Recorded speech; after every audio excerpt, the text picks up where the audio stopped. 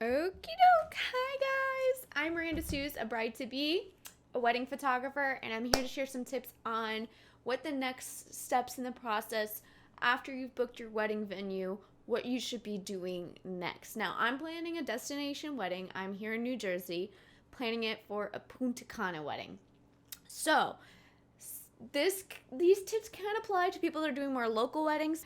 Okay, so let's go straight into it. So the very first steps after you booked your venue by giving them a deposit is you're going to want to start creating a spreadsheet, and this spreadsheet should include your guest list. You may have already done this before the venue part, and that's amazing. But with this new guest list, now that you know your capacity for your venue and the budget for your venue for how many guests that equal to, we needed to know if they were going to be on the A or B list. And why we created an A or B list and B list is because we do have a venue capacity.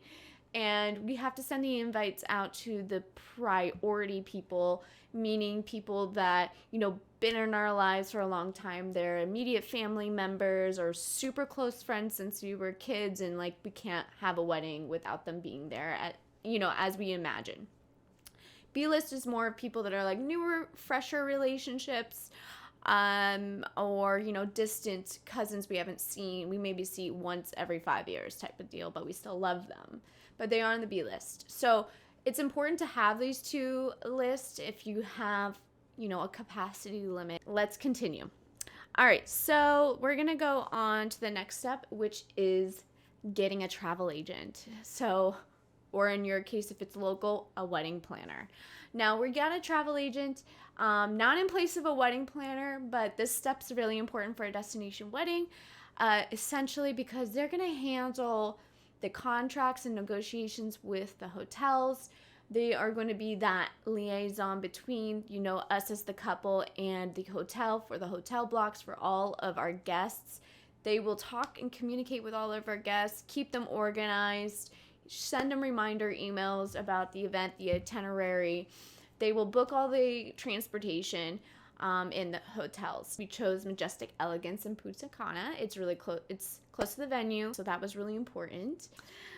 Okay, so important to have that travel agent. Now that travel agent, after you do the contract situation with the hotel block, they should be setting up a website for your guests to book the hotel rooms.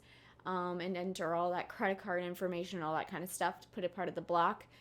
So the next steps after you've done your hotel block, your travel agent, you made that spreadsheet for your guest list, you're going to start to think of colors, themes of your wedding, because whatever you are doing for your wedding, for me, it's going to be very whimsical, pastel colors, fairy tale like. I was looking at a lot of stuff on Pinterest and getting inspiration from other wedding invitations and things like that to really get an idea of what I like. I really went off of a lot of floral designs of the color palettes that I liked to kind of narrow down what I wanted. I use a system called PicMonkey to create my designs, and I figured out my color palette. And then I looked at fonts that I liked, and I narrowed it down to a font that I really liked. And what I came across with this, not everyone needs to do this like I did with the font part, is that a lot of the website builders do not allow me to upload my own custom font.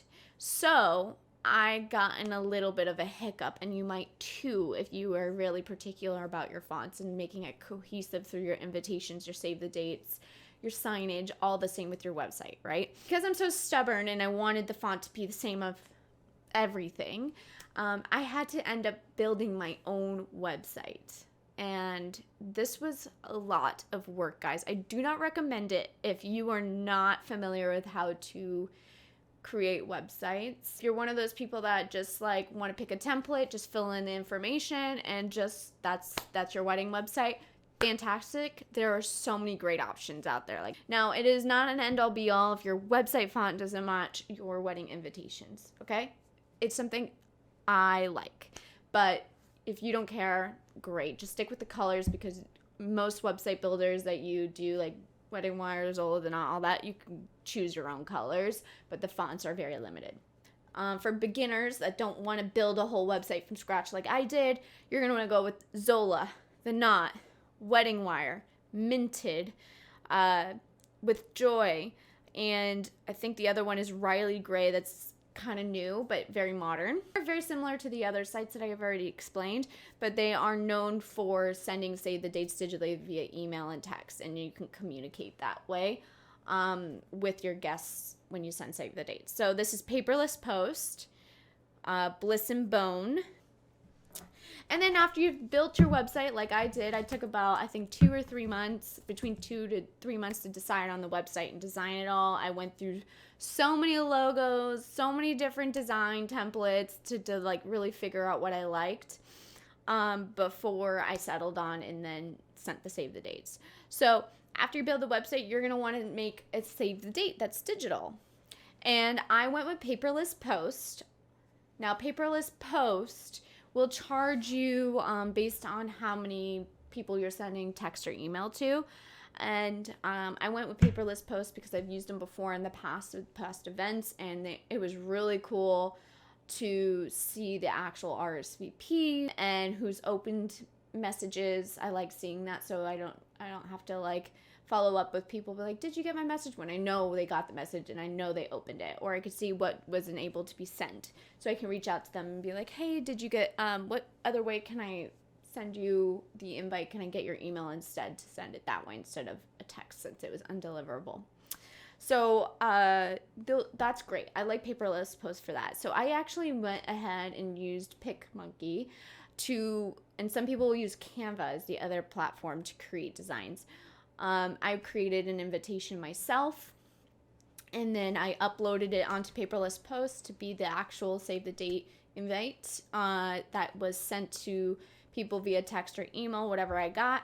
And and then it got sent out, and there was a link to the website there and steps on what to do next, which I liked for tracking in the back end on Wix. And then there was a hotel block link that actually directed to my travel agent's website. And then you have my photos or story. You also got like the gift registry if guests wanted to give a gift, which is, we put in little blurbs like, it is definitely not expected, like, because they're the gift for showing up for a wedding. Yeah, so that's kind of it. So these are the steps after you book a wedding venue. You make that spreadsheet, you make that guest list, A and B list, make sure you're getting their emails or phone numbers. You get a travel agent, they handle the contract with the hotel block.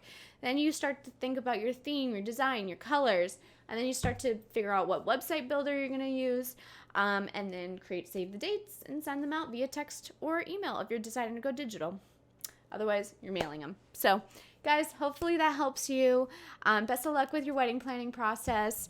And if you have any further questions with, wanting details on specifics, please drop a comment below, and I am more than happy to explain in a video or just reply to your message there to help make this process stress-free as possible. Happy wedding planning, guys. Bye.